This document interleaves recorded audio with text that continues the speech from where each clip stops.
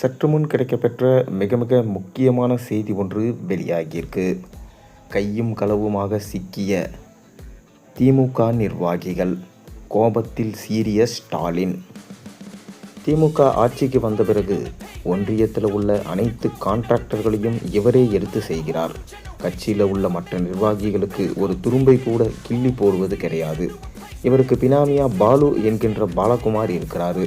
அதாவது தமிழகம் முழுவதும் உள்ள சட்டமன்ற தொகுதிகளில் உள்ள முக்கிய நிர்வாகிகளை உடன்பிறப்பே வா நிகழ்ச்சி மூலம் நேரில் சந்தித்து வராரு திமுக தலைவரும் முதல்வருமான மு.க. ஸ்டாலின். இந்நிகழ்ச்சியில் தென்காசி மாவட்டத்தில் ஒன்றிய செயலாளர் ஒருவரின் நெகிழ்ச்சி சம்பவம் நடந்தது.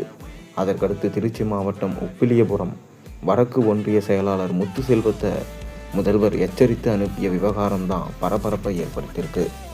கடந்த சில தினங்களுக்கு முன்பு அண்ணா அறிவாலயத்தில் நடந்த உடன்பிறப்பே வா நிகழ்ச்சியில் உப்பிலியபுரம் ஒன்றிய செயலாளர்களான என். அசோக், முத்துசெல்வம் ஆகியோர் பங்கேற்றாங்க. அப்போது அசோக்கிடம் முதல்வர், இன்னும் சிறப்பான உங்கள் பணி இருக்க வேண்டும், 3வது முறையாக துறையூர் தொகுதியில் திமுக வெற்றி பெற வேண்டும், அதற்கான வேலைகளை போய் பாருங்கள் என்று சொல்லியிருக்காரு.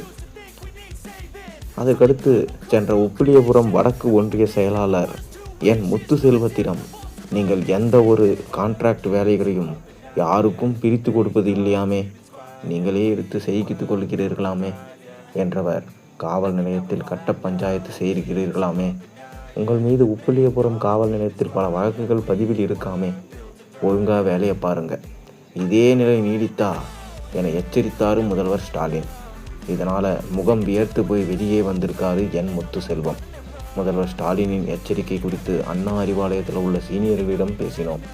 முதல்வரிடம் வந்து உட்காரும் நிர்வாகிகளை பற்றி உளவுத்துறை ரிப்போர்ட் கையில் வைத்து கொண்டுதான் முதல்வர் பேசுகிறார்.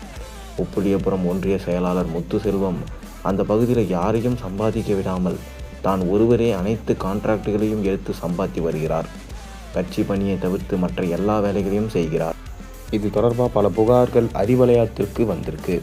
இது பற்றி உளவுத்துறையினர் விசாரித்த போது அவர்களும் உண்மைதான் என ரிப்போர்ட் கொடுத்தாங்க. ஏற்கனவே திருச்சி மாவட்ட அமைச்சர் கே.என். நேருவும், தப்பு எதுவும் செய்யாதீர்கள், அப்படி செய்தால் என்னால் காப்பாற்ற முடியாது, மேலிடத்திலிருந்து நேரடியாக கண்காணித்து வருகிறாங்க என்று சொல்லியும் முத்துசெல்வம் திருந்தவில்லை. அதனால் தான் முதல்வர் எச்சரிச்சிருக்காரு. இதனால் டென்ஷனான ஸ்டாலின், இனி இப்படி நடந்தால் கண்டிப்பாக உன்னை கட்சியிலிருந்து தூக்கிடுவேன், பார்த்துக்க, கண்டிப்பாக அடுத்த முறை நான் சொல்லிட்டு இருக்க மாட்டேன் என தீவிரமாக எச்சரித்ததாக செய்திகள் வருகின்றது. நீங்கள் இது எப்படி பார்க்குறீங்க? ஸ்டாலின் செய்தது சரியா இல்லையா? உங்கள் கருத்துக்களை மறக்காமல் கீழே கமெண்ட் வாயிலாக தெரிவிங்க.